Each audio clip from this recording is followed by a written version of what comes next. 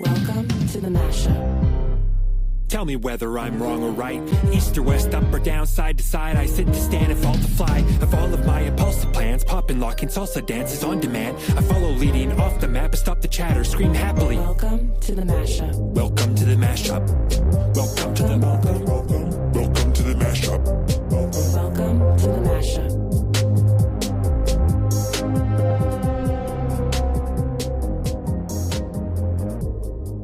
We use quantum computing now, but nobody understands it. And apparently the technology of it rests on there being a multiverse, and the components in the quantum computer, those atoms exist in other multiverses, and they use the computing power in those other multiverses to come up with the answers here. So they're just bogarting the atoms of other multiverse universes. So in theory, there is some parallel universe where you're doing some crazy calculation on a quantum computer, and a squirrel over there will just start saying like x squared plus 9 equals 7. What are you talking about? Quantum computing, like the whole idea is that they're bogarting the computing power of parallel universes. And so those atoms that are in that computer also exist in other parallel universes, and they're using the parallel universe to do the computation. And that's why it can be done in any sort of a reasonable time instead of some ridiculous calculation that was going to never happen before the heat death of the universe. But in theory, those atoms in those other parallel universes are doing the calculations. So just there's some equally handsome Sean Newman in some parallel universe who all of a sudden starts spouting off quadratic equations. I hope I'm not And the only we're one not scratching. thinking about that. And here's the thing is, in theory, Am I the only places, one scratching my head this morning with twos? Probably. other places Probably not. It's should have probably just me. invented quantum computing by now. It's ludicrous to think that if there's that many parallel universes, we are the first one. And if there are that many parallel universes, how come my hat doesn't just start spouting off arithmetic? I don't understand it. I don't think we've thought this through all the way, and there's holes in it. Welcome to Mashup 185, folks, where we're all scratching our head this morning with twos. Twos, how are you doing today, other than the quantum computing conundrum? Well, that's the thing. I'm scratching my head too. All right. Well, a head scratcher to begin Mashup 185. Welcome aboard, everyone. Happy Airborne Friday. Like it wouldn't be a Friday if Jamie didn't send me a video that, no, Jamie, I've not watched. Now I know you're just getting me annoyed every Friday morning. But happy Airborne Friday, all the military boys out there. In Two's Theory, Kevin says in Two's Theory there could be millions of confused Seans. Yes, the best looking Seans all across the universes are all going, what is Two's talking about? Yes. I mean, think about it. Kevin. In an infinite number of parallel universes, there's one where you start off with rants and I'm shaking my head.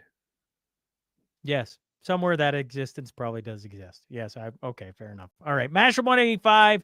If you enjoy the show, make sure you like, you share. Folks, if you're watching this on X or anywhere else, hit the retweet button. Let's get it out to a few more folks. As we know, we really rely on our audience to help us get the message out. If you have a quantum computer, use it, share it using that so that we can also get into the parallel universes. Okay. Yeah. Somewhere. Yeah. All right. Somewhere everybody's scratching their head. Okay. Coots 6.5 this week. I thought I'd bring up a former guest of the show, Tamara Leach. Here's what she's wrote. Shout out to the MHPS, that's Medicine Hat, for keeping our streets safe. I'm happy to report that my very first police check at 12:26 in the morning of Wednesday was a success. Thanks for ensuring mischief is not being spread on the streets of Medicine Hat. We focus on a lot of the different things going on in the judicial system. Tamara Leach having wellness checks at the wee hours of the morning seems to be where we're going to, is with everything going on in our society. Okay, what happens if they come do a wellness check on you and you're just out cold. Like maybe like I'm a really deep sleeper. Well, she pointed to the fact that I think it was her daughter came home and actually notified her because she was sleeping and had her phone on do not disturb at 12 in the morning. Yeah. Yes. As So normal I assume people do. I don't know. Maybe a police officer can text in and tell us. Did they kick down the door? That's maybe not something you want to set a lot of precedent on, but I like it's because I mean, Yes. here's the thing. Like in theory, they could just wait till morning, and then because if they're watching the place and they come by at like 8 in the morning and they see somebody's up and they go knock on the door. Oh, hey Tamara, yeah, okay, cool, we're good. Like why 12:26 in the morning? You're just. It seems like you're trying to make something happen. Yeah, maybe. All right. Well, I tell you what, we've got a guest sitting in the background. We're going to get to Mr. Shane Getson, MLA. Shane, here, we'll bring you in. Welcome aboard. Thanks for hopping on with us. Hey, good morning, guys. How are we doing? We're doing good. I think we're doing good. Tooz is wearing his Rough Rider jersey. Sorry to all the Eskimo / well, not Eskimo now. What are they? The Elks. No, they're still here. Alouettes. Yes. But yeah. I mean, to the Alberta football fans, sorry, Saskatchewan's on top this year. And Montreal, Tooz, are you going to apologize to Montreal fans? No, you're not. For what? Exactly. It was a Saskatchewan win. Now, okay. What do I have to apologize to anybody in Quebec for at all ever? We're the reason Shane is on. Okay, here's the headline. Alberta MLA compares transgender surgery to livestock castration. You've been all over the headlines. Shane, there was a time when you were on the show when they would never even quote anything you said. Now they take a 10-minute, very well done. Very well. I don't know if it's speech or I don't know what they call it. You can tell me what they call it. But anyways, 10 minutes in the Alberta legislature, and they picked on a couple words and now are smearing you incessantly of comparing transgender surgery to livestock castration. You're actually just before you get to that real quick, I would just like to point out that they have since updated the headline here. The first time I read this article, the headline said Alberta backbench MLA compares transgender surgery to livestock castration. Now you're just Alberta MLA. Yeah. Yeah. They explicitly called you a backbencher in the original headline. Yeah, so it was a speech after listening to 90 minutes. That's a 9-0. That's an hour and a half of my life I will never get back from the official leader of the opposition. And, fellas, if I'm in there sitting on the opposite side from those guys and wondering where the heck is Rachel Nodley, guaranteed their own people are asking the same thing. Like trying to compare people. Wow. Like the best thing that we can do is to give that guy a microphone and let him go. And if people could actually watch that rather than listen to the snippets that the media chooses to throw out there, we would be in such a better place. So yeah, it was a response to a 90-minute speech in which he called me out several times as the backbencher from across the aisle. If he has anything to say, he should get up and say it. Well, technically, I can't. You can't interrupt when they're in these 90-minute speeches. So there's massive amounts of time afforded to the leader of the official government, so the premier, and massive amounts of time allotted to the opposition leaders. I can't interject. So the guy doesn't understand how the system works. Fine, he's new there. But to try to call you out and drop the gloves, it's like come on. And this guy heckles nonstop. Like he's been called, I don't know how many times for trying to bring the level of decorum down the house. So I was doing what Tikkanen would do. When you're in a game, you kind of get in the corners and you chip a bit. And what drives him bonkers, as do most Champagne socialists, is when you don't take them serious. Like some of the stuff that he says in there is just so outlandish. And he surrounds himself with sycophants that jump up and down and applaud him. And I'm sitting there looking at this going, this is ridiculous. So at the end of 90 minutes, there was only 10 minutes left in the session, of which, and you guys have seen it, I got up in there and I didn't take an approach that was combative. I didn't do any of that. I sat and listened to this, and the legislation that we've already passed through the House dealing with a number of items, both the healthcare side of it, school and sports. We've already passed this. It's already reached royal assent. This is what's out there. Oh, no. So the fact that we're right, where most recently we had Supreme Court judges saying pedophilia is okay to have that stuff on your computer. And if you're caught with it, well, it's too bad for you. It's not fair to put you in jail right away, 1-year sentence. We find ourselves in this weird state where you've got these lobbyist groups challenging law that's been put out there with the best intent that's reached the process. At the same time, you've got Big Daddy Gil McGowan running out there saying, as a union leader who actually ran for the NDP and who sits, as far as I know, on their executive board, saying they're going to take down the government. Like, this is really strange stuff. So we invoke the Notwithstanding Act to make sure that law that we passed out there gives a sober second thought on policy to make sure that kids can make choices and parents can have the ability to be there with those kids to make choices at an appropriate time and age that doesn't cause irreparable damage. And they take this God's honest truth, if people please take the time to watch it, a very heartfelt speech. I shared some things from my past as well to know I kind of understand where we come from to make these things. We don't make these decisions lightly. So to have literally the NDP leader mad because I chirped him a bit in the House and he called me out and I gave a good speech, to go down to that level to try to pick on a lowly little MLA and then use his propaganda arm to go and do this, it's absolutely just bizarre world. One minor correction. Gil McGowan didn't actually run for NDP leadership because he couldn't get enough money, and so he had to back out before the deadline to actually give them. I appreciate the money. that. So hopeful candidate, hopeful. Yes, yes. Well, I mean, you can see why a guy like that really would be interested in the NDP. They've been proponents of having universal dental care, and that guy's teeth are just a little bit lighter than the official orange of NDP. Yeah. Twos, this is like saying they allegedly broke in. He actually ran. He just couldn't jump through the hoops to get to the furthest state of running. He ran. He just wasn't successful. He walked. Sure. Okay. Well, with Shane on twos, you had a whole bunch of things in here. Is there anything you want to ask him about? Okay. So one of the things you touched on it in the 10-minute speech, but there's been, I feel like most of the pushback that you guys are getting are from people who just fundamentally don't understand the notwithstanding clause. Yeah, the biggest issue that I have, I've referenced Charlie Kirk in this, to try to talk and bring down the rhetoric. What happens is, and I believe there's two parts here that are really very concerning for me. The media has a role to play in this. Mm-hmm. When you have an event that takes place and you hyper partisan and you're doing all this, they're literally doing things for clickbait. They're trying to get you to go to the next link. They're trying to sell their headlines. Okay. But they're also slanted in a certain direction, and they're doing that. When you have somebody executed, literally assassinated and shot in an open venue because you've got people so amped up and don't want to hear dialogue, maybe we should just consider what we're doing there. You would think that there would be some journalistic integrity. The same thing holds true with the opposition.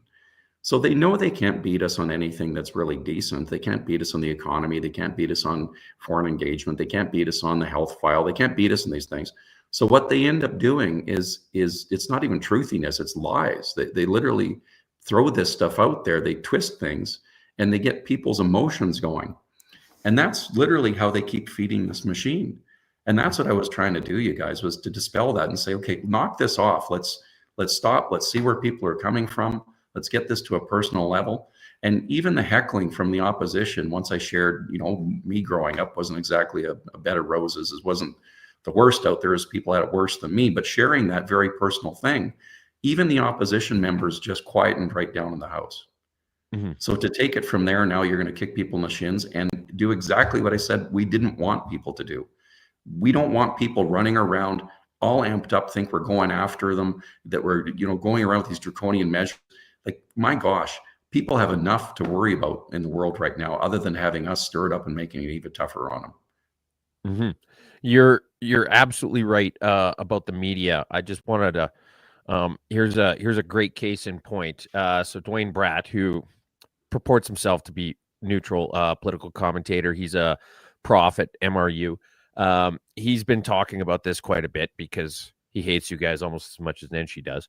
And then Tyler Dawson, who is from the Globe and Mail, said, so Dwayne's just talking here about no evidence is provided about the amount of surgery occurring below 18. And Tyler says, I reported on this in 2024. There were 8 top surgeries in 2022-23, and minors were already ineligible for bottom surgery. And so, and then, and this is where the part that frustrates me. So here's what the left does. They love animals. They love bugs and bunnies. They're the environmental saviors. Just ask them, because nobody else ever hunts or fishes or grows anything. So they take that as one of their bastions. So they'll protect everything furry and fuzzy. They'll do that. But when it gets to people, the actual surgery, even what they're doing, bottom surgery, okay, if I put it in the context of cattle, this is where they lose their mind, because everybody can understand what happens to a cow. If I have a cow and it's a heifer, it is yet to be a fully matured female. She has not yet had a calf. She has not yet produced milk for offspring. If I were to take a heifer and I were to cut off its udder, that is no longer a viable cow that could produce milk to support its offspring.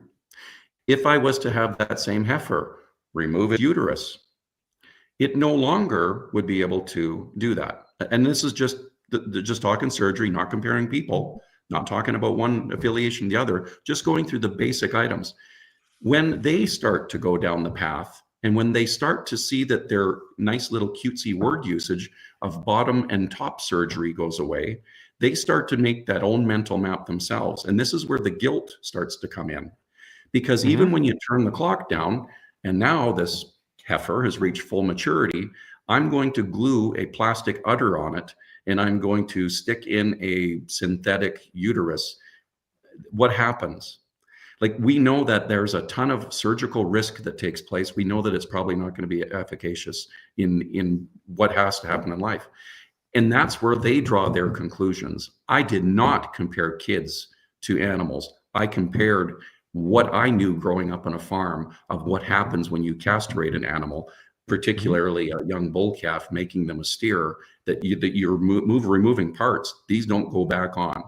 A lot of people have never considered that have removed themselves with these nice cutesies and all this bubble they put around themselves of the harsh realities of the physical world or physical surgery. What I said was not inaccurate and by no way compared it to children, but they draw these conclusions because, quite frankly, my hypothesis in this, the guilty truth starts to come out and they start to feel really bad about it. So they want to alienate it and put it on some other nice ideological thing. This is the problem right now. If we can't talk about animals, and we're uncomfortable with what we do to animals to create sandwich meat, then maybe we need a sober second thought on the policies of what we're doing when it comes to our children. Well, you're absolutely right. And, just look at the way it's kind of attempted to be framed. First off, this was some far-right conspiracy theory that definitely wasn't happening. And then now it's like, it's okay, but it's only uppers. It's only top surgeries. This is like, when Trudeau came out with all those famous pictures and they're like, oh, well, it would sound bad if we called it blackface, so we're just going to call it brown face. And here's the thing, is an upper surgery is still a pretty big deal because those don't grow back either. But it's funny because he gets in this conversation where I recall that reporting, but numbers were not part of the government's messaging. They just said they were preventing children from making life-altering decisions. And then agreed there hasn't been any data provided that I've seen in recent months. I'm going to go out on a limb and say that you don't really need to collect data on whether that's life-altering or not. Oh, it's life-altering. The other thing, too, is that, and I made reference to it in the speech as well, that other jurisdictions across the pond, so in Europe and otherwise, that were far more ahead of this than we are. They're retracting. They're backpedaling on their policies and pulling it back as well. So, absolutely. New Zealand, they're seeing the fallacies. New Zealand just this week, all the all of the classic socialist countries, you know, the Scandinavian socialists that the left likes to point to as this far off utopia, have all said we're not doing any of this anymore. Yeah. But they always like to handpick things. Yeah, New Zealand. The headline you're talking about: New Zealand halts new puberty blockers for young transgender people. This was just this week. That's been one of the newest ones out there, among other places, not just New Zealand. Yeah, and again, we're settled. We were one of the first jurisdictions, obviously, the only province to do this in Canada at the time. We were kind of leading to. The European Union wasn't quite there with us, but we've already passed this legislation. That was last sitting, you guys. So it's already enacted. It's already gone through a democratic process, whether the opposition wants to respect that or not, or people out there. If you actually do believe in representative democracy, we are flexing it. It went through the House. So now you have the judiciary, which, and I said in that speech as well, I cannot look my constituents, myself, my kids, anyone in the face and say, okay, it's okay to have child porn. Oh, it's too bad. Too bad for victimizing all those kids. Well, the person that has it on there, yeah, no, we shouldn't really punish them. Like, this is the decision process that it's at. So to see when these other challenges are coming through, that is even more sensitive. We've passed laws. We pass the laws in the House. The judiciary enforces the laws. That's how it works in our system. Full stop. Within the Constitution, we have powers that were put in there, which the Constitution is older than all three of us here on the phone, so to speak. Mm-hmm. When they put it in place, they knew that there were no absolutes. You always had to have that override by the will of the people to make sure the judiciary was always in check, and it was relevant. It's modernized through the democratic process. That's what we're doing. So for them to jump up and down and say we're overreaching and inalienable rights, no, we're not. We're actually following the Constitution and the mechanisms at this really strange, weird point in time where doing these type of surgeries to children is normalized. And thinking a kid can make these decisions without their parents' involvement at that time is something okay. Like, it's just not there. So that's what we're doing, folks. We're not going off the rails. We're doing the right things. Before we let you out of here, I was curious to get your thoughts. I'm sure Tooz has a bunch of questions there, but our conversations on the podcast have talked a lot about economic corridors and different projects that, Alberta would like to see. I would assume other places would like to see as well. One of the headlines we have is Ottawa, Alberta, close to a deal that includes oil pipeline to BC coast. I don't know if you can comment on this, but I am curious. I'm definitely going to ask for a comment. I'm definitely going to ask for a comment on this leaked document. Are you prepared today to make the announcement on the mashup that you reached a memorandum? Is that? I apologize for my rant on the other ones, guys. A little dear in my heart when it comes to kids. I do appreciate. You don't need. You don't need to apologize for nothing. No, you're being absolutely hammered in the legacy media on taking comments out of context when there's a 10-minute on a very video common sense stance. Yes, it's that, and that's the frightening part. Like, we can't have discourse in the House because it's on Twitter, and we can't even have the media report what was in the House fairly. It's just. Now, I'm not going to let you deflect, though. Ottawa, Alberta, are they coming closer to a deal? Because the Grey Cup was supposed to be it. Hey, we've never been closer. So part of the thing, Sean, you've been asking me in twos about the economic corridors. You're starting to see that model come into effect. Let's put it that way. So very, very happy to see the progress. I would have liked to seen a lot more progress. I would have loved to seen them actually fully embrace what the economic corridors are. Like last May, we had all the premiers in Western Canada and the North sign off on it. We had EB kind of bucking at the chute towards the end here. But in the country's national interest, we're starting to see some of those take effect. I think that there's a massive need, not only globally, but realistically, the country's friggin' broke. They ran us into the poorhouse and beyond. Mm-hmm. We're getting to the point where you can't borrow cash. That's kind of bad. Alberta, we're seeing some downturns, obviously with the resource side. We're flexing the economy doing that. We can still borrow money and do that, but we're definitely not in a good spot. And the only way you let us out of the box is you unleash the West and you get the products to market that people want. And quite frankly, try to start to erode a bit of that differential that takes place when you're sending it just to one of our largest customers. So you want to do that. So finally seeing the proof in the pudding. The too bad part was we had to go damn near broke with all this other wackadoo woke stuff and these freaky deaky socialist policies to get us to this point. But we're getting close, and hopefully that folks will understand that this is one of the only ways we can get out of it. We need to get our stuff built. We need to build things again. We need to get products to market.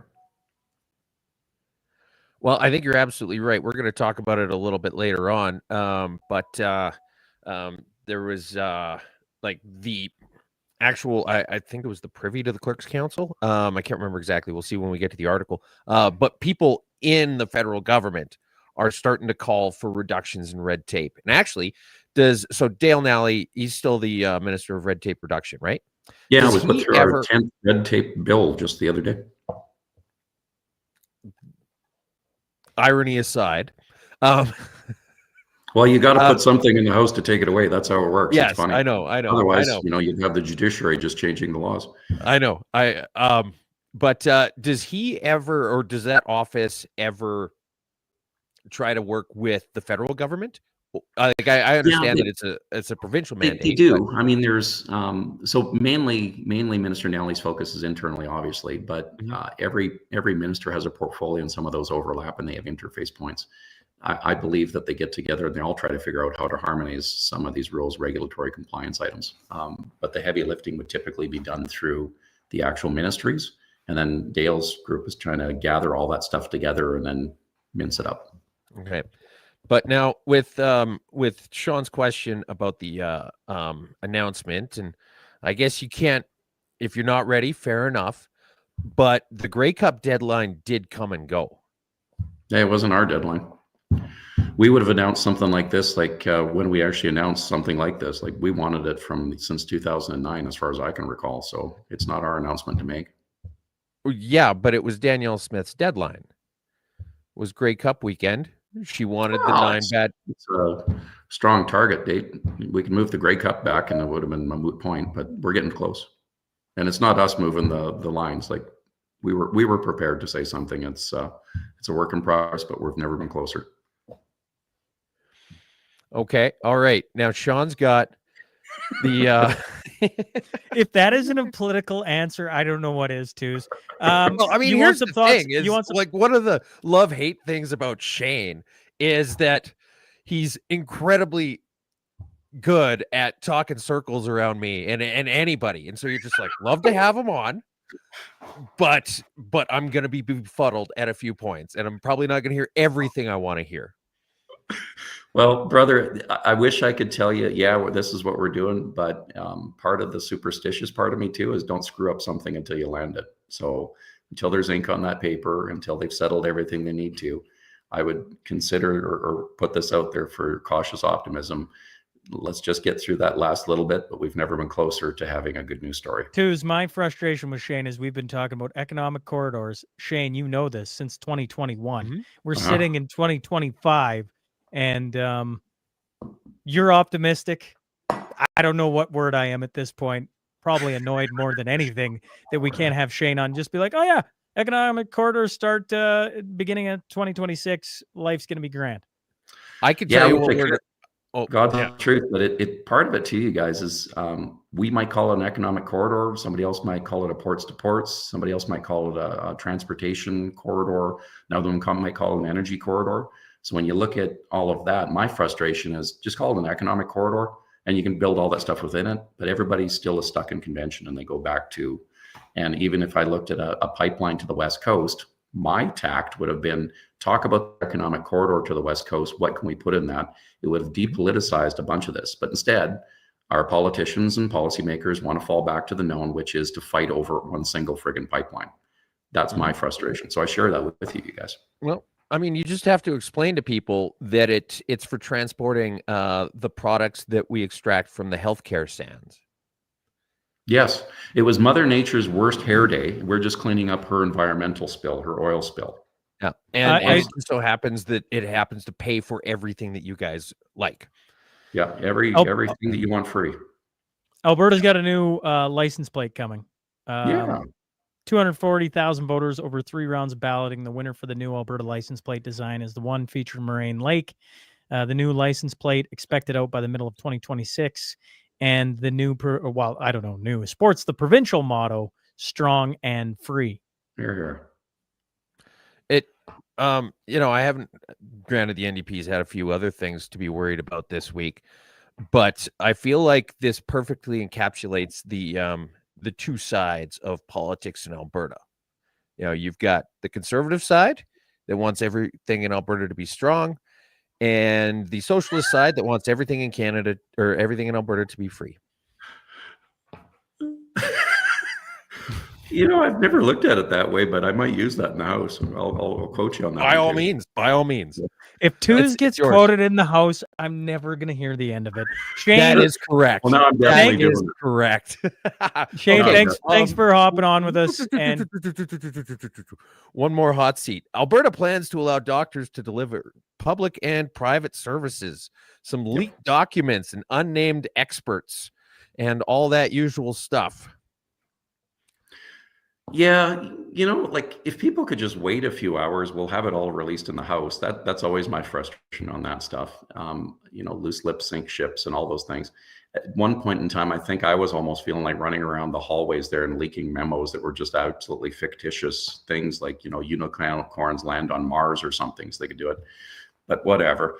So on this side of it, there's been a ton of work done over the last 6 years that I've been there, consultations, looking at different areas, trying to figure out what works, what doesn't. There was a number over in Europe that have done a different model. We already talked about Australia in the past. Singapore is another one. So the ND's typical talking point, the New Democratic Party members over there, they always go back to this American style. So apparently if anything's made in America, it's bad. I don't know. That's not exactly my sentiments, but here we are.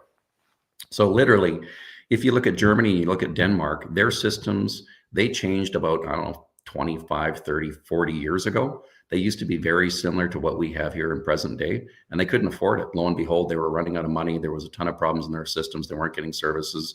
They changed it. So literally, that's what we started looking at, was these other jurisdictions that had changed. They're more modernized, and they can allow their docs the flexibility to work on both sides at a quicker pace. So it gives all the public stuff that's taken care of, but when you got free room and the doc has free time, well, then he can do those other surgeries. Currently, I think it sits that it takes you about 18 months, so a year and a half, if you're a doc and you decided, hey, I want to go into the public side from the private side. And then conversely, if I want to go from the public to the private side, like a year and a half to try to make this thing, and it was so rigid. So now you got the flexibility to work on both sides. It allows the patients to literally go in there and get the services they need, and it literally starts taking care of these wait times, and it gives us, quite frankly, better service. There's an ability outside in the private side for them to work more efficiently. If you want to look at the Shouldice model, there's a prime example of what was successfully done in Canada for a number of years as a private model that did hernia operations and were literally used as a Harvard School of Business for the medical side of it as a business model to look at. So we've had massive success stories in Canada with doing that. We've just been embarrassed by them for years while our administration actually looked at a bunch of the above what works, and we're going, yeah, this needs to be modernized if we're going to make things work and keep going forward and forward. Well, I think the idea definitely has a lot of potential. I mean, we were just talking a couple weeks ago about the argument for schools and how there's always that argument that if you want better schools and if you want better results, you have to spend more money. And I was talking about the fact that that's absolutely not true, because if that was an honest argument, people would show any sort of a positive correlation. They'd talk about linear regression and adjusted R-squared values, and they'd say, here's the data that shows that spending more money gives you better outcomes. And instead, in Canada, in our healthcare, this is federal. This is from the Fraser Institute. We're third out of 31 countries in terms of spending as a share of the economy, 27th out of 30 in terms of doctors, 25th out of 30 in terms of care beds, 27th out of 31 in MRI units, 28th out of 31 in CT scanners, and we're last out of 9 countries in surgical wait times. So spending and positive outcomes don't correlate. And No, but the law of diminishing returns does. So Yeah. again, you reach a saturation point or in advocacy, and you have to change your process or your systems. You get too big. Something is to be said for a small, agile company where you can move, and then you got the big lumbering brontosaurus model that bleeds to death before it even knows the saber-toothed tiger has bitten its tail. So that's kind of where we're at. But we keep getting fixated on these things because of ideology versus practicality. And the most important thing, and you'll see this pervasive theme, we're putting Alberta's first ahead of, maybe it's that old antiquated system. Maybe it's a trade affiliation you belong to. Maybe it's a certain ideology. We're putting Albertans first ahead of that and trying to step back, take a sober second look above the noise, see what other people are doing. Nothing worse than navel gazing and sticking in here. And Douglas Adams kind of nailed it perfectly in Hitchhiker's Guide to the Galaxy, where you got the Vogons running around as bureaucracy. Like, you have to be able to get out and see more than just that to make the machine work. And if you've got other jurisdictions that have successfully done this for 30 years, hey, I don't know, maybe we should look at that and see if it works. And here we are trying to make a change. And we warned people, or at least I did. I asked people, if you think the healthcare system's good. No. Do you want me to fix it? Yes. And then the warning came. If you want me to fix it, you're going to have to let me change it. So that's what you're asking for. We're going to go dig into it, and we're going to make changes where it's going to make the best thing. So you can't go back, tell me to change it, want me to make things better by not allowing me to do my work. So now we're at the work part. Now we're implementing all of that stuff that we've done the consultation, and it's coming forward, whether people will decide to leak documents or not.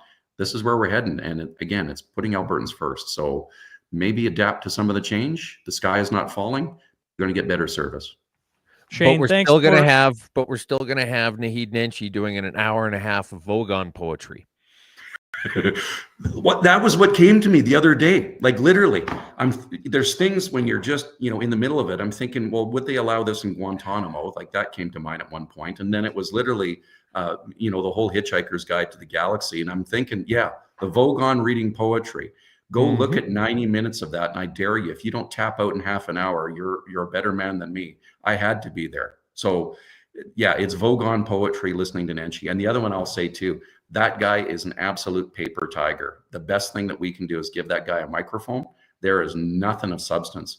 And if you want to ask a question, it's, where's Rachel? Like if I'm asking that, I may not have agreed with her, but she was actually a strong leader over on that side. They must be just listless and flapping amongst themselves right now, looking at this performance. Because if I'm asking it, they have to be. Well, keep in mind that he was head and shoulders above the other candidates. They actually had to make a special exemption to allow him to run for leadership. They had to break their own rules and when all the funding was figured out, the final candidates were all women except him. And so they broke their own rules to let a man come in and take a job that would have rightfully been a woman's job. And you, by the way, were bang on when you pointed out his condescending attitude. There's a lot of things that irritate me about him, but that's to any prospective mashup guest. If you want to earn bonus time on the show, bring up a pop culture reference. Twos loves it. Shane is now in line with Chris Sims. Nothing but time for Douglas Adams. That's right. Shane, thanks for hopping on and giving us some time today. And while I'm sure it won't be the last time, but we appreciate you hopping on and clearing up some things in the headlines if people were at all interested. But certainly on this end, it's always interesting having an MLA come on and to talk about some things going on in the realm of politics. Do appreciate it. We managed to get the clip up on Facebook now, so if you guys can share it out there so we can maybe counter some of the stuff that takes place in media. One other thing I heard too is talking about quantum computing. I'm not going to go down that rabbit hole completely because like him, I've heard stuff makes you think more, but I'm going to throw one at you, and it might be a different podcast you guys do or something like that, but it's on biocomputing. So artificial intelligence is going absolutely crazy bonkers. That's hardware. They've done this other thing of trying to find out the least energy intensive path to do it. And it's literally human brain cells. So it's biocomputing. It's called Final Spark. It's already taken place for $500 a month. You can rent a little baby brain and it too will do computations for you. So go check that out. And that'll make you scratch your noodle for a while. I'm Mashup so 185 right now. full of head scratchers. Shane Getson, thanks again for hopping on. Take care, guys. Thanks, Shane. Okay, can we get this show? What do you mean? Can we get this show on the road? That was no. the It is. show. It's fully on the road. Chains We've on, got her. We've got her chains on. shoved. Everything else We've is got her window shoved dressing. into high gear, and let's rock and roll. I just chuckle because as soon as he did Hitchhiker's Guide, I'm like, oh boy. Twos is smiling, Yeah, nodding his head. you were He's just right into it. And I'm just like, oh yeah. I mean, Look, I could tell you, like it's how probably am I about gonna chapter steer this 4 or back? How am I 5 gonna of the pull it first back? book that happened, right? It was right after Arthur Dent's house got demolished. And Okay. whatever. Anyways, fans, yes. I don't need to explain it to fans, and the people who don't understand it Should go. aren't going to get it anyway. But Yeah, but read the damn book. Yes. Okay. And actually, the audiobook is one of the versions of the audiobook is narrated by Martin Freeman, who, as you probably know, played Arthur Dent in the 2005 or 2004 Hitchhiker's Guide to the Galaxy movie. Which would make the audiobook fantastic. I haven't checked out the audiobook, but anytime people are like, audiobook, this and that, I'm like, when it's narrated or read, I guess, by somebody who's good at it, it is fantastic. Okay, rapid fire news. Stop getting me off track here, twos. Kearney government analyzing the results of firearms buyback pilot project amid reports of low uptake. That's saying something. The Liberals kickstarted the long-delayed program with Cape Breton, Nova Scotia as its testing ground last month, hoping to collect 200 guns and evaluate its system. But the small-scale pilot has been met with pushback and little uptake. It is said they heard between 10 to 22 guns were collected, which would be less than 15% of Ottawa's stated target. And here's the thing, that stated target is extraordinarily low. Cape Breton has a little over 100,000 people in it, okay? And 200 guns, keep in mind that while there's a whole lot of guns that were banned, the people who like the guns that are the first ones banned probably own a lot more than one gun, because most people, nobody has just one. It's like cold sores, okay? Except awesome. Nobody has just one gun. Like this is nobody says this is my gun. They say this is one of my guns. So you think one person gave up their 10 guns? Maybe basically, well, between 10 and 22, I'm guessing that could have been like at most 4 people. All right, which over out of 100,000 people is a fraction of a percent. You want to show Dallas Brody a video? The 1BC leader, Dallas Brody, just introduced a bill to remove Truth and Reconciliation Day as a holiday in BC. I assume you want to show this, or do you just want to talk about it? Well, here, we'll show it. It's good. It'll go a little bit long, but we'll be fine. Bill entitled the National Day for Truth and Reconciliation Statute Repeal Act, of which a notice has been given in my name on the order paper, be introduced and read a first time now. No, it's freezing. Mr. Speaker, our bill will remove Truth and Reconciliation Day as a holiday in British Columbia. Why? Because it doesn't deserve to be one. This day celebrates the greatest lie in Canadian history, the lie that 215 bodies were found at the Kamloops Indian Residential School. But the truth is, Canadians never have committed a genocide. This holiday seeks to shame Canadians for building a civilization. Okay, that's really good. I'm going to skip ahead to the vote. Opposed? Okay, here. Member, the question is first reading of the bill. All those in favor say aye. Aye. Opposed? Nay. And that pretty much sums it up. What do you Elizabeth think? May. What? Oh, this is good. This is good. I don't know. Does it matter what I think? I think it's interesting it got brought in as a bill. The only people who supported it, 1BC, and it sounded to me, I could be wrong, like everybody else voted it down. Elizabeth May now off of our Shane Getson question about Alberta and Ottawa being closer. Now Elizabeth May have her say. Okay. All right. There is no chance in God's green earth that there's ever going to be an oil tanker up the BC North Coast. In case you've never heard of it, the inner waters between Haida Gwaii and the coast of Canada, the west coast of Canada, is something called the Hecate Strait. You should look it up. It's the most dangerous body of water on the Canadian coastline, according to the Government of Canada, and the fourth most dangerous body of water on Earth. It has tides and currents that are extraordinary, 10 to 30 meters. They sometimes go down so low that they expose the ocean floor. That's why there's been a tanker moratorium on our north coast since 1972. And you can't wish away the science.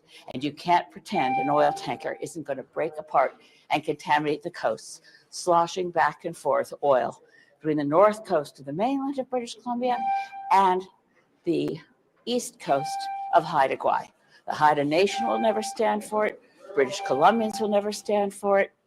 They're not just barking up the wrong tree, they're barking up the wrong forest. Really interesting. I mean, no tankers have been allowed there since 1979. It's impossible to navigate. That's just phenomenal information dump from Elizabeth May. Now, just out of morbid curiosity, let's take a look at real-time marine vessel traffic. This is the area she's talking about. This strait here. Here's Haida Gwaii or whatever it is. Now, it's impossible for tankers to navigate. Here we have a container ship in this exact strait that she's talking about. Here, what's this? What's this? Navigational status underway using engine. Speed and course 13.6 knots at 132 degrees. What ship is that? I can't read it too, Oh, so you have to sorry. read it for me. Sorry, that's fair. It says LNG tanker. It's impossible for anybody to navigate this with a tanker. That's why there's been a tanker ban in place since 1979. No tankers can go through it, and it's illegal for them to go through it. And yet, if I look at real-time satellite data of that exact same fucking place, there is literally an LNG tanker navigating it at this very goddamned second, motherfucker. Are you kidding me?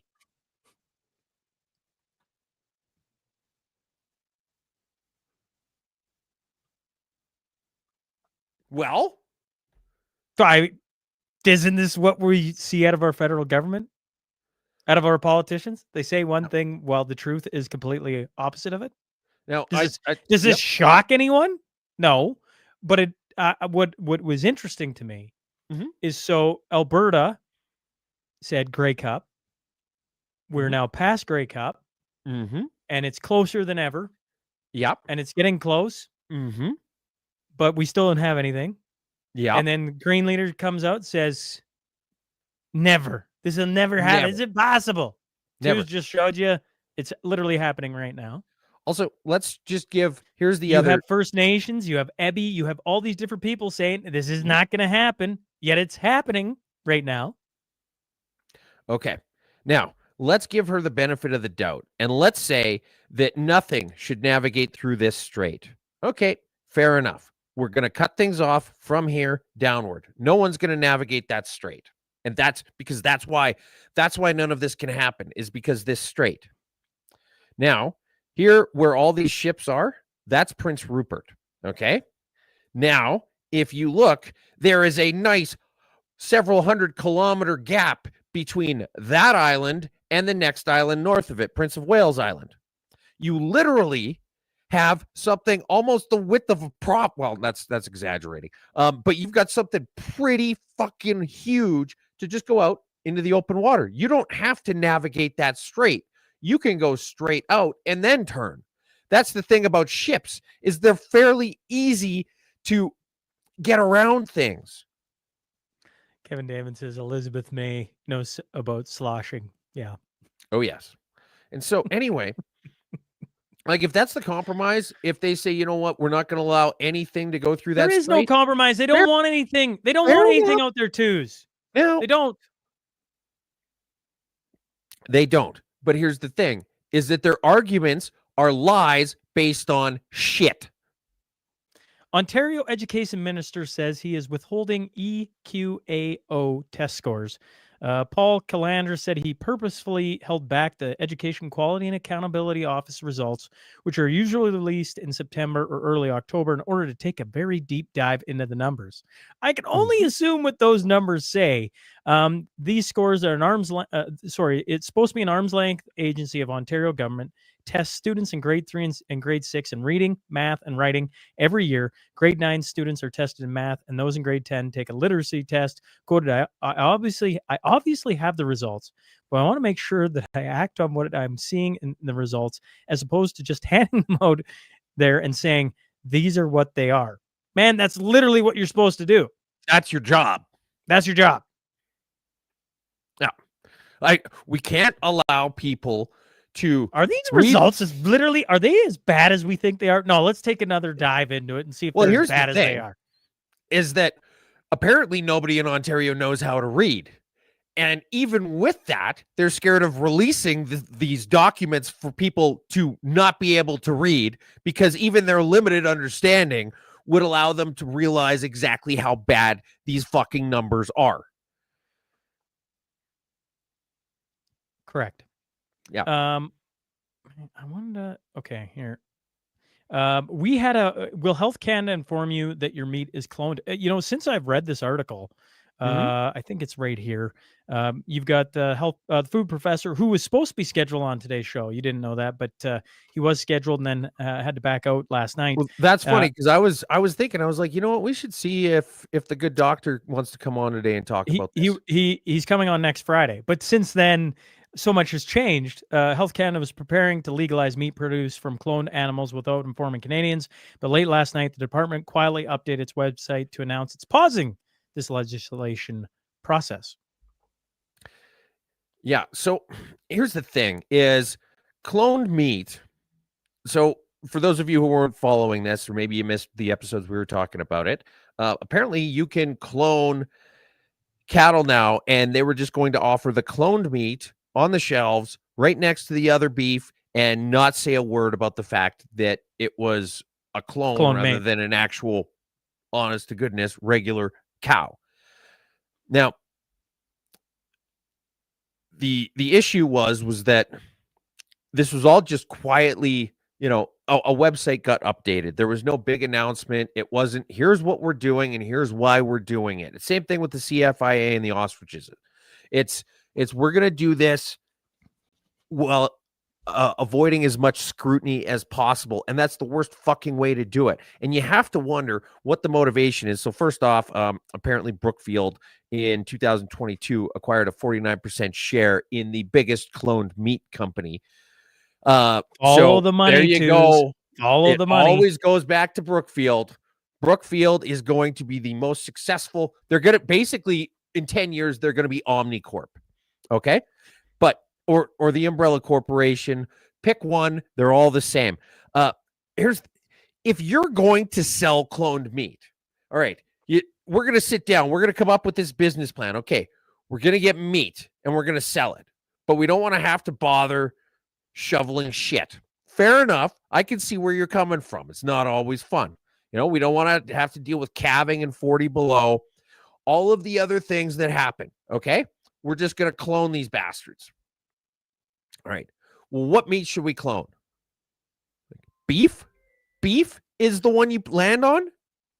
You're going to have cloned meat, and you're going to pick the most pedestrian, albeit delicious, option out there.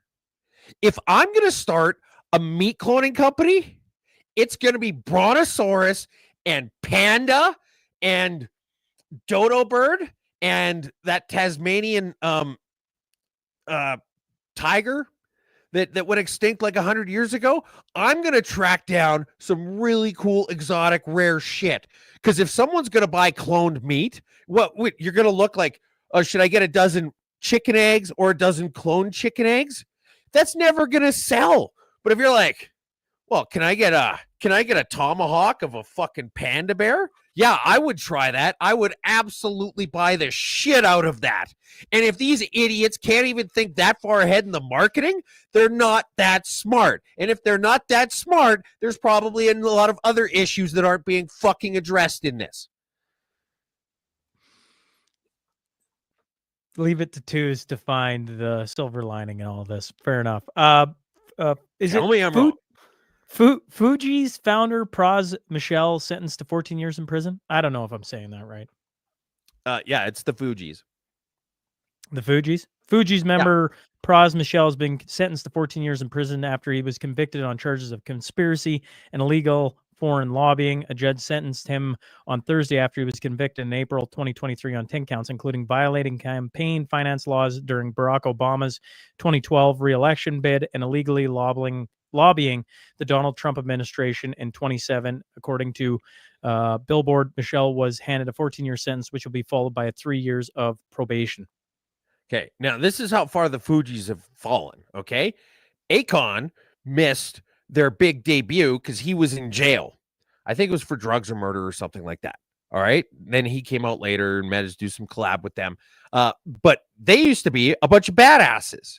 And now, fast forward a couple decades, Michelle was initially charged in 2019 and went to trial 4 years later. The trial lasted for 3 weeks and included testimony from Leonardo DiCaprio on behalf of the prosecution.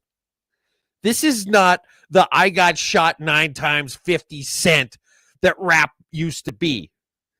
This is so fucking pedestrian. He was ordered to forfeit more than $64 million after he was found guilty of orchestrating a foreign influence campaign to coax the United States into dropping an investigation into a Malaysian financer. What in the fuck? You're a Malaysian financer facing charges, and you think your best way out of this is to get a washed up ex-rapper whose relevance ended decades ago to try and get Leonardo DiCaprio to speak on your behalf to the government? How many fucking steps are involved in this? And don't you think maybe there's a simpler way to do it?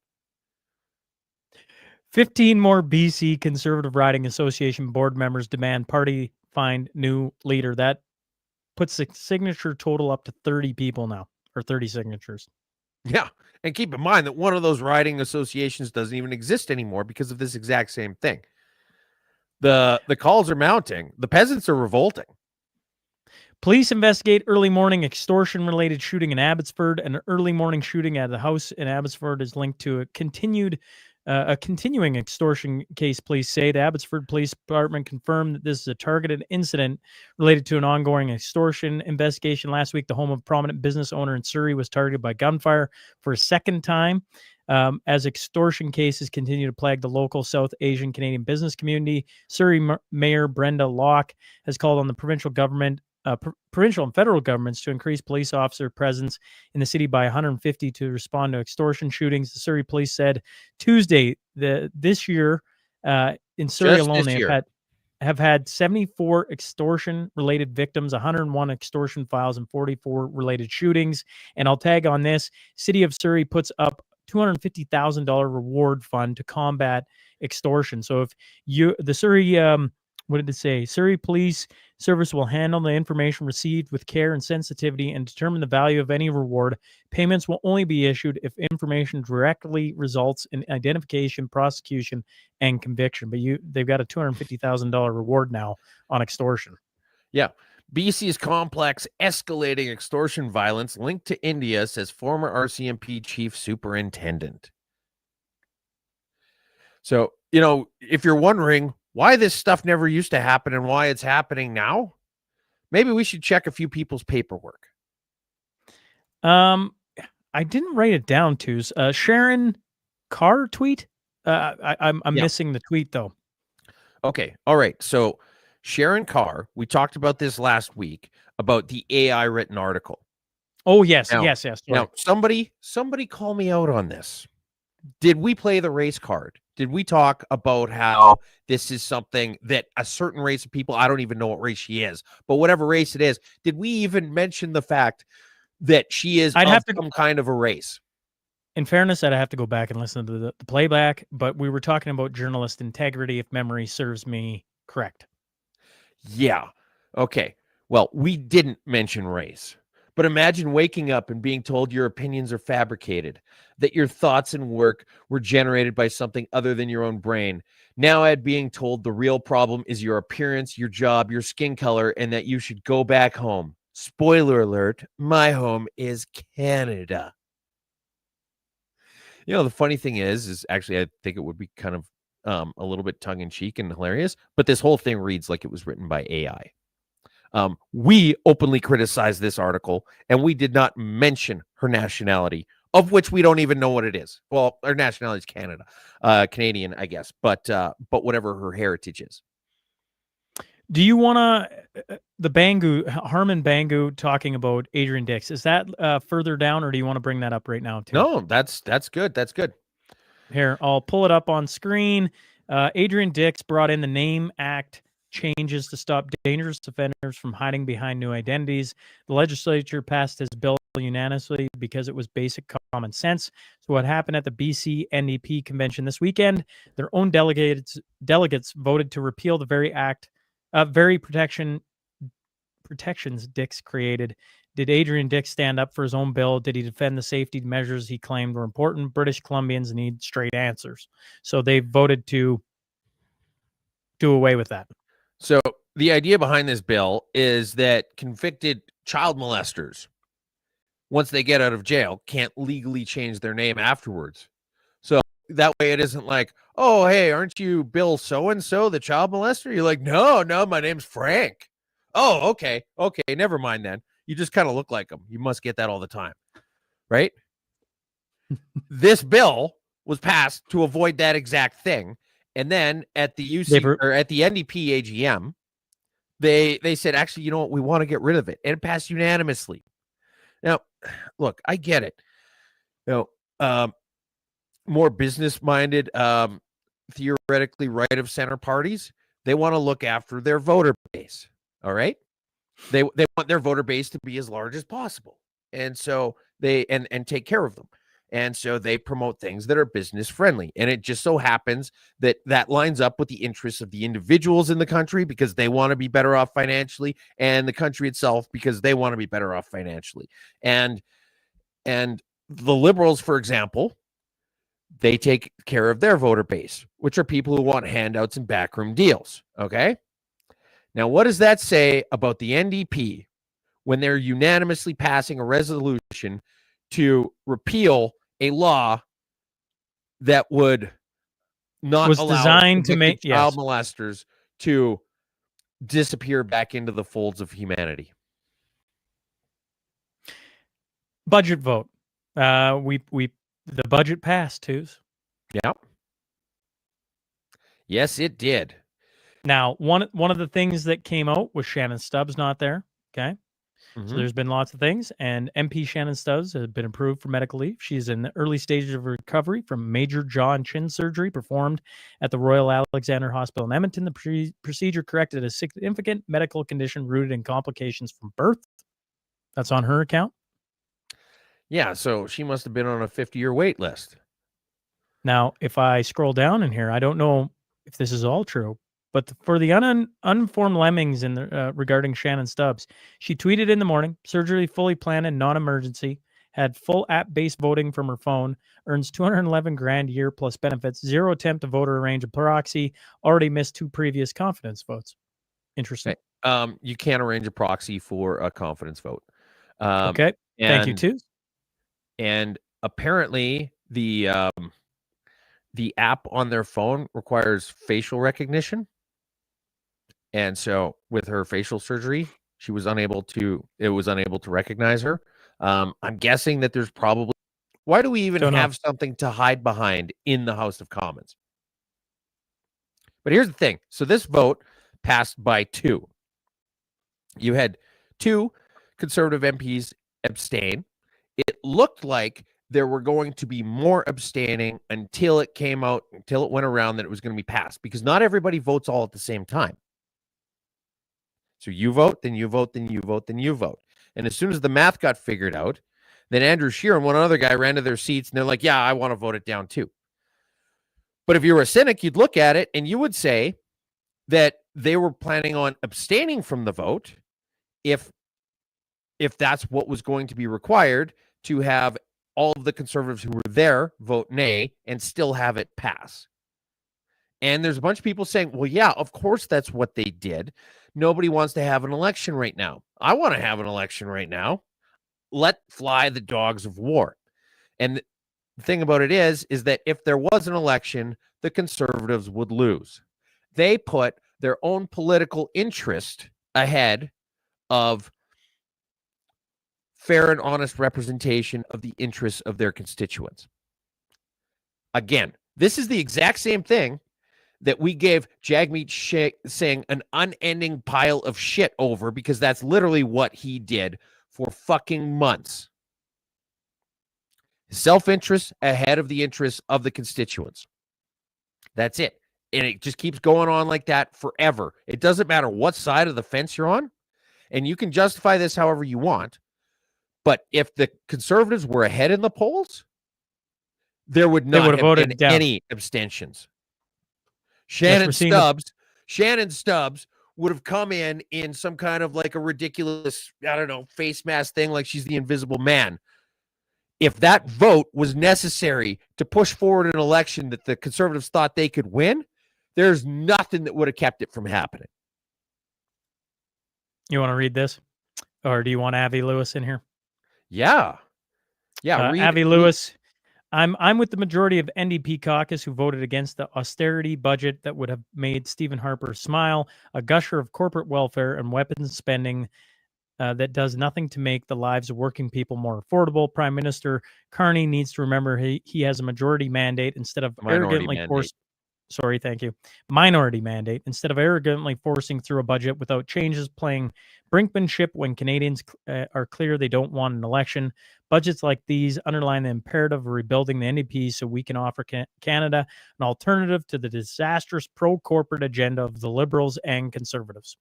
Okay, so for those of you who don't know who Avi Lewis is, he is one of the contenders for NDP leadership, and he sees a $78 billion deficit as an austerity budget that would make Stephen Harper smile. He looks at what is one of the biggest deficits that this country has ever had, with it's not like everybody's scared of COVID still, and we've still got this, and he sees it as an austerity budget. Avi Lewis perfectly encapsulates the thoughts and beliefs of the majority of NDP voters. And I can't think of a person who would be better suited to represent those thoughts and beliefs on the world stage than Avi Lewis. Let's do some elbow draggers, shall we? Instead of elbows up, elbows down, folks. Canada stuck in a vicious circle of low productivity, Bank of Canada says. Here's a couple quotes. To put it bluntly, we're stuck in a vicious circle. When productivity is weak, it's much harder to meet current challenges and seize opportunities for the future. There's no quick or easy way to improve productivity, and no single sector can do it alone. The challenge is complex, and long-standing structural issues are at play. If we want to fix this, we'll need to be thoughtful, systematic, and resolute. Mr. Vincent went further in his remarks on Wednesday by suggesting 3 areas policymakers should focus on: improving the country's investment climate, increasing competition, and developing talent. A certain level of regulation is essential, of course, but it's fair to ask if we could regulate better. This could mean speeding up approval processes, reevaluating the scope of some rules, and reducing the overall uncertainty around regulation. We also need to address overlap, redundancies, and contradictions between the different levels of government. Wow. You listen to that, you think, well, he's obviously a fan of the mashup. This is the drum that we have been beating for years. We can actually say that now. Well, I mean, we're going on over 3 years of the show. So yes, you can actually say that. Like, we have literally been saying for 3 years that Canada is going to a dark place, and there is a very easy, simple solution, and it's to get rid of the federal government and provincial governments, but government in general, just fucking with everybody who wants to be successful. You have Ryan Gibson showing this. Name this band. It's Kamala Harris and Chrystia Freeland on stage with, I assume, Kamala Harris's new book. Kamala Harris's new book and Chrystia Freeland. And look, I am just so tired, Sean. We got to have our elbows up. We got like that thing Trump did at the speech that one time. You know, we got to do elbows up. Elbows up is super important, and I'm really tired of our extremist politicians bringing U.S. style politics onto our soil. There's this. All right, Market Mania. I'll pull this up. Okay, it says Canada at number 33, U.S. at number 39. The dynamic duo of bad public and private healthcare. This is countries with the best healthcare. We're not even on the list. So we're third. We're the third highest in terms of or as a percentage of economy. We talked about this before with Shane, and I was looking for this. I put it in the wrong spot. That's why it's here. But we're not even on the list of top 30 for healthcare overall. Which shocks nobody because we're third in spending. If you talk to anyone searching out like major procedures, where are they searching? Anywhere but Canada, because the wait times, if you can even get it done, are ridiculous. And if you get it done, they're going to fuck it up. You got president of the CBSA union reveals that Canada lets in refugees via an app on their phone due to understaffing. No physical interaction ever occurs. They land and click a few buttons and walk into Canada and get money. 10% don't even use the app. I don't know. You could show the video if you want to. That's a really good summary. But here's what it is. This is one of our bureaucrats. And that's called One Touch. So essentially we get tombstone data. We do some biometrics. And the claimant is then allowed into the country to complete their security screening and such on their own through the One Touch system. They have, I believe it's 45 days to submit that. So they say they're a refugee. And then somebody in the government says, okay, download this app on your phone. And then you have 45 days to fill out all of the stuff required on this app. 10% of the people who do that don't. They just disappear. So you go up, you say, hi, my name's Sean. I'm here to claim refugee status. Do you have any questions? And they say, no, we're too busy. Download this app and fill it out in 45 days. You say, okay, cool. See you later. And that's how you get into this country, or one of the ways that you get into this country. One of the ways. Yes. Nutrien rules out Canada for new export terminal, chooses U.S. site. They've elected Longview, Washington for its new export terminal worth up to $1 billion, a blow to the Carney government after it promised to attract sizable investment in mining and resource sectors. Saskatoon-based Nutrien is the largest global producer of potash. And it went on to say, quoted, logistics are a really important component of ensuring that Canadians' potash can be competitive on the global stage, said Mr. Reynolds, who added that global potash demand is expected to grow from 72 million tons to 80 million tons by 2030. The long-term stability of Canadian potash is what is best for Canada, Mr. Reynolds said. Transporting potash is more expensive than mining it, he said, and to stay competitive, the company needs to focus on capital costs. If we're not competitive from a logistic point of view, and if we have a misstep here, that's not going to be good for Canadian potash. This is helping Canadian potash remain competitive for the long term. The best thing that we could do to keep Canadian potash competitive is to get it out of the country as quickly as possible and then deal with it somewhere else. Yes, correct. One of the other things here, recent labor strikes at the port and the Canadian railways have also been a source of uncertainty for Canada's shippers, Nutrien included. One of the deciding factors of this was the uncertainty of, okay, if we set it up to go to Vancouver, well, there's a whole lot of people that are all unionized and swing way too big a stick, and they could really fuck things up. So even though there is a few things happening in this country right now, they're done in a way that just like, okay, like as soon as it's out of the ground, we got to get it out of the country. And there we can figure out how to disperse it globally. That's the state of Canada right now. The Winnipeg Sun, is this the beginning of Canada's collapse? It's talking about separation and how people shouldn't write this off. One of them is Quebec. Says the timing isn't fixed, but the direction is unmistakable. While most Quebecers still oppose separation, the PQ is gaining momentum. Ignoring that would be irresponsible. And then it says, but the most pressing dangers coming from the west, and warning signs are impossible to miss. It says Saskatchewan is home to one of the largest carbon sequestration projects on the planet. It earns applause in Europe and Asia, but barely a mention in its own country. How long can a federation survive when the engine of its economy is treated like an inconvenience? For provinces like Manitoba, this is a direct threat. If Alberta and Saskatchewan decide they've had enough, equalization payments collapse.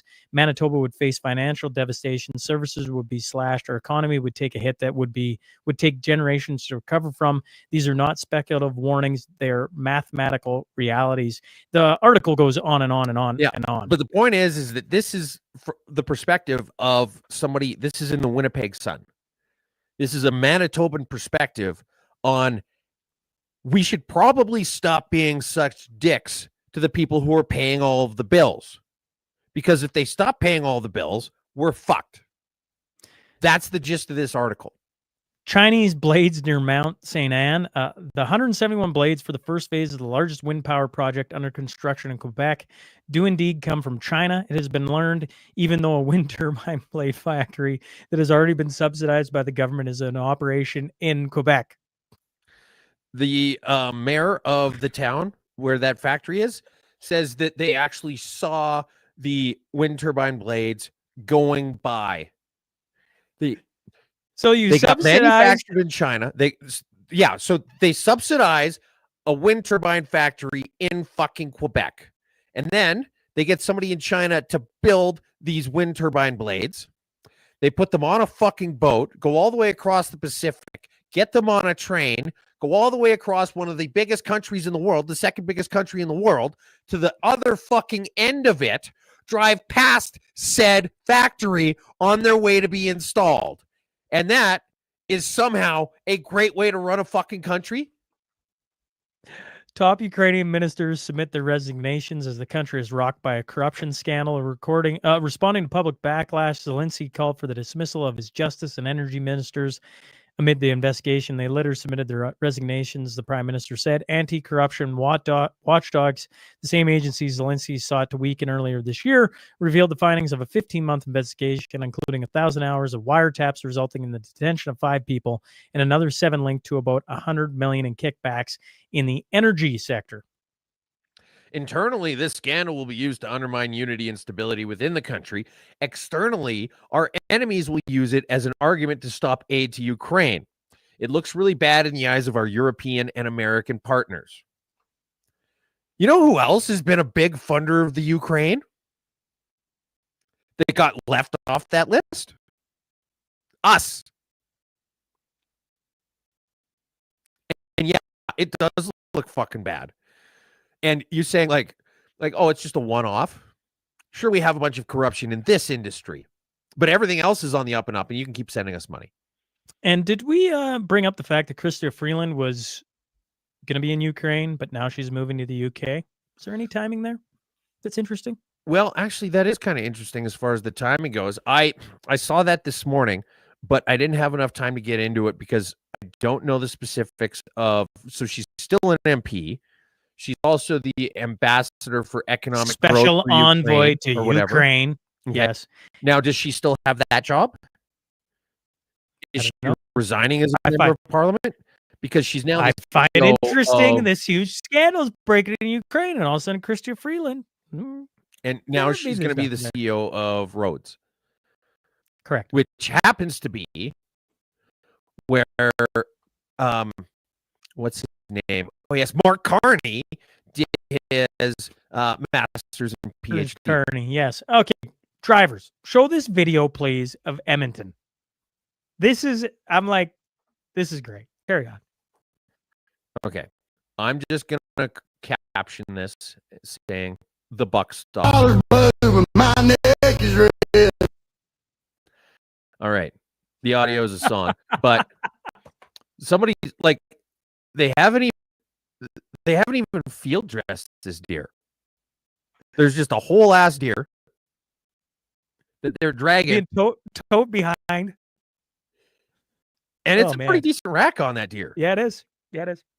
I was waiting for it to catch fire. Like, I was wondering, is it going to spark and light up? I don't Well, know. I mean, there's spark coming off of it, so presumably something, I don't know, with, you can't really tell what it's being dragged with, but there's some kind of metal in there because it's sparking off the road, which means that it's probably not going to be there for too long. Like, does he even know it's there? Like, did someone just tie a buck to the back of his car as a joke?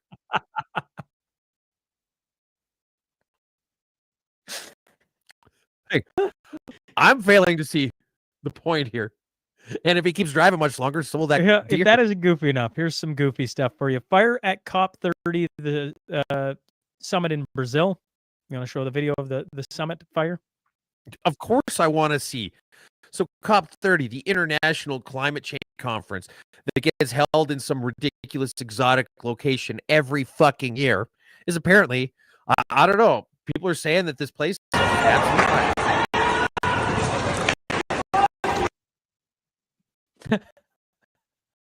I love this. Climate Live, Entertainment Culture Pavilion. On fire. Okay. Show Seriously, like, let's talk about the impact of that to the environment. How much carbon dioxide was released into the atmosphere when that happened? How many other dangerous chemicals? Like, the only saving grace about having it at the World Climate Conference is that all the planes there are already burned as much as it would have anywhere else. You want to go have Lewis's No, video? actually, I don't. Unequivocally opposed to any. I changed my mind. Oh, He's an all right, idiot, fair enough. Let's and I move hope on. he wins. How about the real Mr. Bench video? Yeah, I gotta reload it here real quick because it's acting funny. Bear with me half a sec. This is If you want to stick on COP30, Canadian doctors lead a dance and rap performance. You could do that too. no, I got this. I got this. So for those of you listening, this is just a guy driving along on his skidoo, and he's bumping around, and he sinks in, and he falls down, but not as far as his pants did. He is stuck in the snow upside down, and his pants stayed up, but he's inverted, and so now his ass is hanging out the Kind of bottom looks of like our federal upside down. government, doesn't it? It's yeah. It's an upside down asshole. That's basically what our government is on every issue. So anyways, it doesn't have anything to do with the news. I just thought it was hilarious. Show Canadian. I don't want to show this either, but if you want to talk COP30, all right, here, fine. Show this one. Here we go. These are Canadian doctors who travel all the way to Brazil to perform this song.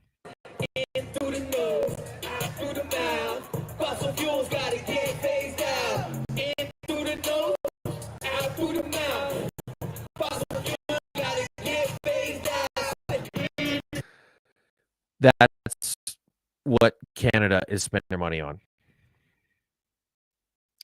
Correct.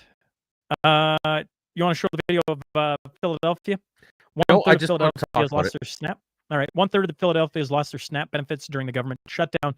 So instead, community members have come together and created food distribution sites to feed the people of Philadelphia for free, because food should be a human right, not a political bargaining tool. So this is from the Party for Socialism and Liberation. This is a Twitter account advocating for socialism, and they're talking about how when the government stopped providing free food to people, the community stepped in to take care of it themselves. So when the government stopped being socialist about the food, the free market and the individuals within it took care of the problem without the need of government intervention. And at no point did they clue into the fact that the video they're showing makes the exact opposite point of everything that they believe in.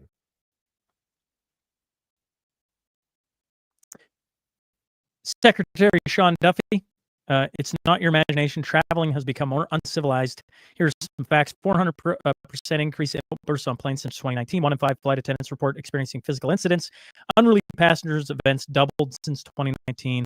It doesn't have to be this way. The golden age of travel starts with all of us. It's time to bring back civility and manners when we travel.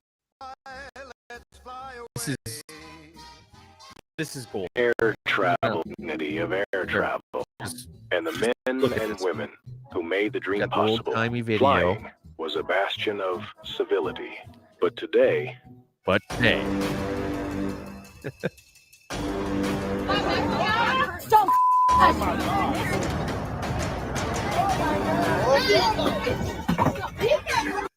The government put out this video basically telling people to start acting like grown-ups.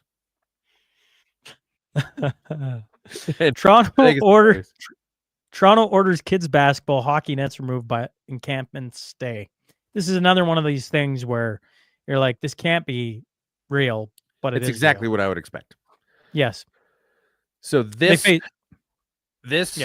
basketball net, and there's maybe a better picture of it. There was a better picture of it somewhere else, right here. So technically, it's on the utility right of way. But that's fine. That's totally normal. Lots of things are like that everywhere in every city. But they said that it needs to be removed for the consideration of snow removal on the street in the winter. It looks like it's about 4 or 5 feet off the curb. And it's been there since 2019. Wouldn't you say somebody's got a dick for a neighbor? Oh, somebody's absolutely got a dick for a neighbor. But also,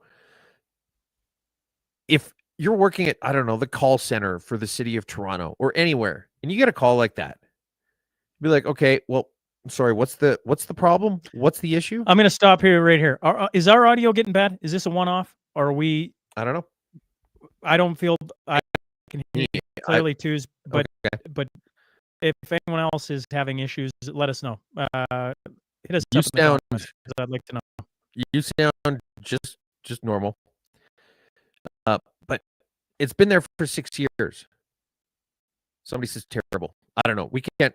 It's somewhere past us because you sound fine to me and I sound fine to you. I know we had this issue. Remember we had this issue like a month ago? Yeah. I wonder what's going on. I don't know. Maybe we got to talk to StreamYard about it. But anyway, bear with us, folks. It has been for a while. I assume he means today. Yeah. So anyway, yes, bad. Okay, we get it. Thank you for the feedback, everybody. Yes, it's bad audio.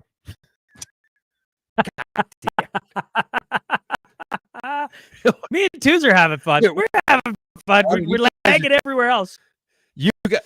Someone is messing with your stream. Isn't that probably the case? I had an interesting phone call with Mrs. Twos yesterday, where just the call just did sort of weird things, jumped around. You couldn't complete the call, and then it hung up when picked up, and then I just hit the button to call back. I was driving. I hit the button to call her back, and then it said call can't be completed as dialed. And I'm like, I just hit the button to redial. I didn't type anything in. So yes, I'm pretty sure that CSIS is now. They got mad at us after teasing them last week, and they're too chicken to come out to the mash spiels. Well, then knowing that twos, let's maybe speed it up here and finish it off because I assume it's not going to get better. We've learned this issue before. The food professor put out, one reader sent me these pictures. I hate this. Grapes advertised in Imperial at $3.89 a pound in big numbers, but charged $11 a kg at the till, roughly 25% more. Please check your receipts under the scanning code of practice. You can get these grapes for free when the scan price is higher than the shelf price. Most grocers adhere to it. I had no idea that was a rule. You have Vancouver Sun here. Put this out. Yeah. BC Human Rights Chief declares that it's colonialist to stigmatize drug use. That's in the Vancouver Sun. No. Now here, if you click on the link, where does it take you? I didn't even click on the link. 404 missing page. They took it down. They forgot to delete the tweet talking about this article, but they removed the article.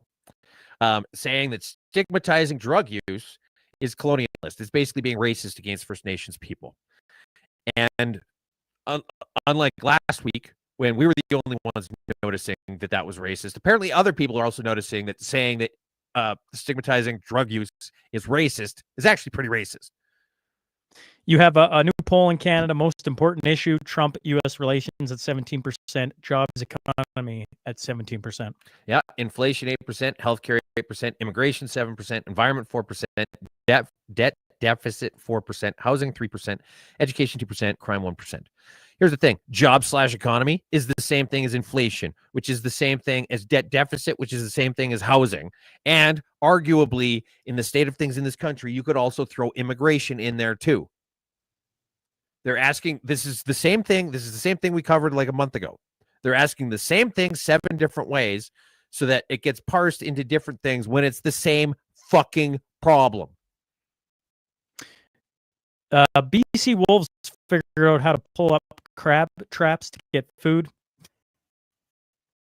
It was a clever video. Or I'm not a clever video. I mean a clever wolf.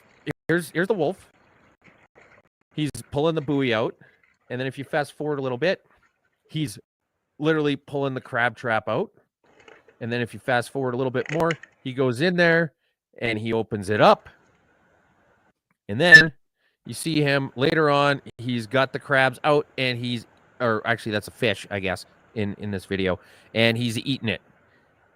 The wolves have figured out how to pull the crab trap. So what happened was the fishermen were like, well, someone's stealing our fucking crab, like someone's stealing from our traps.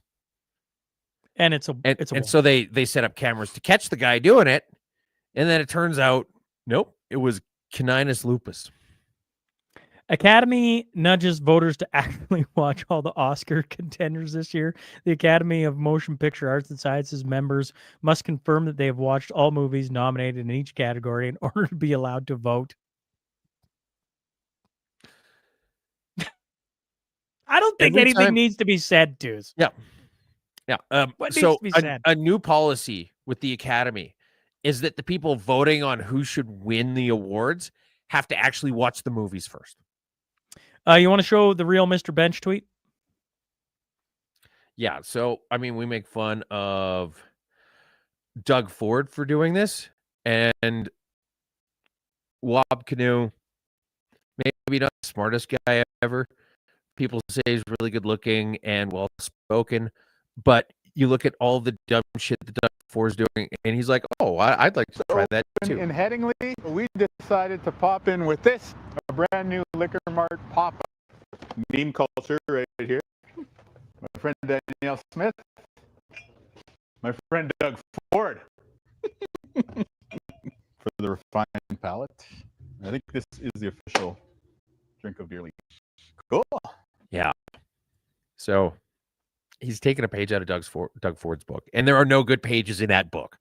In the saga that never seems to end, we're clearly overstaffed, says Canada Post CEO, as losses top $1 billion this year. Canada Post facing deep losses. The Crown's Corporation CEO said Tuesday the company expects to lose up to 30,000 employees to retirement or voluntary departure over the next decade as it tries to get costs under control. 30,000, twos. Did I call it or did I call it? They did the round of layoffs to management to give themselves a landing pad to absolutely slash. Think about that, 30,000. So the average labor participation rate in Canada is somewhere around, I don't know, call it 66%. I think that's a little bit high. That would mean that you're looking at, that is like a single job in a city with 45,000 people in it. You want to show the video of Carney getting booed at the Grey Cup, or maybe he didn't get booed. Maybe Winnipeg fans were just singing a song. Well, yeah, I want to talk about the Grey Cup. Do you want to show it?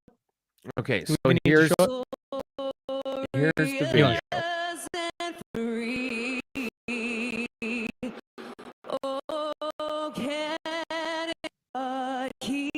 So that was that, and there's also here's somebody saying, how come we watched the game and never seen that? It's up to you to prove it. I don't believe you. Saying that, no, he didn't get booed. He definitely got booed. And, yeah, he totally got booed. And then here's the speaking of a boo, here's Bouchard. Show the Bouchard video. No. I'm not done with this yet. I want to show the coin flip. I can't find it, though. Where's the coin flip? I know you got a ton of tabs open there. Yeah, because we covered a ton of things. Anyway, when Carney came out to do the coin flip and got booed hugely. And so then you've got these people trying to be apologists for it. Table Salt posting more misinformation. Winnipeg shout blue. He wasn't saying boo. He was saying they blue. They saying boo Burns or Burns? Oh, look, they're cheering for you. They're saying, let's go, Brandon. They weren't saying boo. They were saying blue. Fantastic stuff. Okay, I was saying booer. I love it. Okay. Let's go, Brandon. Yeah, sure. I mean, I got to give it to the Edmonton Oilers. They've been in there's a lot of highlight reels featuring them lately. The puck protection, the leaning in, the strength, and then look at his skill level. Forehand, backhand. No chance for Stuart Skinner. Show the Buffalo one. The Buffalo one made me chuckle. The Buffalo one is yes. Yeah, right here. This is great. I'm an Oilers fan. I gotta. Here we go. What was the final score of the Buffalo game? 5-1, 6-1. Can't remember. I don't know if I really care. Carry on. Something like that. And then this is froze right up. Oh, everything's froze. Everything froze. Okay. I'm see you. Mashup 185. Okay. Happy news. Can you hear me, too? I can hear you, but I can't see you. Yeah. Well. Oh, great. Okay. Talk about the. I feel like everything's about to crash here on my side. Talk about the silver and the gold and how the Chinese have found happy news. Okay? I hear you. All right. 3 things here. Okay. Happy news. 79-year-old vet, Vietnam vet, who was fatally shot naked. Intruder speaks from hospital bed. I made sure I was going to kill him. There's the fisherman searching for worms, finds 20,000 medieval silver coins. That happened in Sweden. And then a massive gold deposit worth $192 billion has been discovered in China. So that's some of the happy news we got. Do you think that they actually discovered $192 billion worth of unmined gold? Or do you think wants to keep talking? Likely... Everybody keeps telling me we have problems here, which means this sucks. Let's get on to community notes. The UCPA they found a hoard of Nazi gold and they're trying to cover it up. Mashpeel, January 17th. Get your tickets, folks. Get your teams. We got 11 left. And the Cornerstone Forum returns March 28th at the Westin Calgary Airport. That is March 28th. That's going to be a fun time. We got lots of great things. Mashup 185. It's been great at the start. It seems we've gone off the rails. And twos, as always. I don't know what else to say. Thanks for being along for the ride, everybody. We'll catch up with you next week. Mashup here every Friday, 10 a.m. Mountain Standard Time.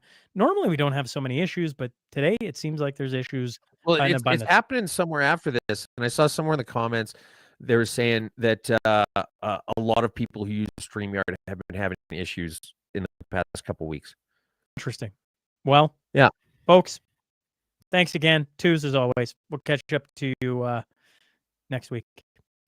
All right. Blue.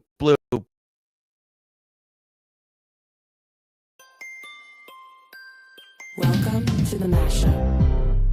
Tell me whether I'm wrong or right. East or west, up or down, side to side. I sit to stand and fall to fly. Of all of my impulsive plans, pop and lock and salsa dances on demand. I follow leading off the map and stop the chatter, scream happily. Welcome to the Mashup. Welcome to the Mashup.